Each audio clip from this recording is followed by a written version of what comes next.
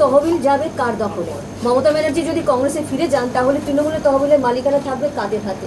এটা নিয়ে প্রশ্ন হচ্ছে। আসলে তৃণমূলের ভিতরের বিষয়ে আমি একজন রাজ্য মন্ত্রিসভার সদস্য হিসেবে কি বলতে পারি, নিয়ে প্রতিক্রিয়া দেওয়ারও আমাদের কিছু নেই। তবে আশ্চর্যের, দুঃখের, পরিতাপের বিষয় যে তৃণমূল কংগ্রেস হেরে যাওয়ার আমাদের সরকারের এখনো আঁতুর কাটেনি। তো তৃণমূল কংগ্রেস নতুন সরকারের আঁতুর কাটার আগেই উবে গেল। এটাই হচ্ছে হাস্যকর, পরিতাপের বিষয়। তার কারণ একটা দলের যদি কোনো আদর্শগত ভিত্তি না থাকে, পুরোটাই একটা যদি সিন্ডিকেট সিস্টেমে চলে, ফ্র্যাঞ্চাইজি সিস্টেমে চলে, তার যে এটাই পরিণাম হওয়ার কথা ছিল, সেটা আমাদের ভবিষ্যৎবাণী ছিল। কিন্তু অ্যাস্ট্রোলজার হিসেবে আমরা সবাই ফেল করেছি। এত দ্রুত হবে সেটা আমরা কেউ বুঝতে পারি না। মমতা সোনিয়া বৈঠক, এখন মনে করা হচ্ছে যে কংগ্রেসে ফিরছেন মমতা ব্যানার্জি। না, মমতা ব্যানার্জির সঙ্গে সোনিয়া গান্ধীর বৈঠক, তাতে ভারতীয় জনতা পার্টির কী বলার থাকতে পারে? উনি প্রত্যাখ্যাতা এবং পরিত্যক্তা একটি প্রোডাক্টে পরিণত হয়েছে।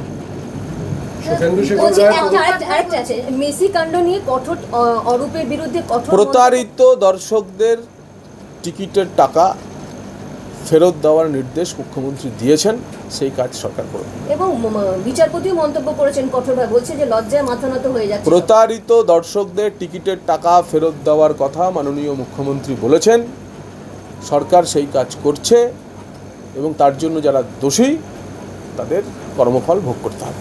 তাকে আপাতত গ্রেপ্তারের অনুমতি দেয়নি আদালত।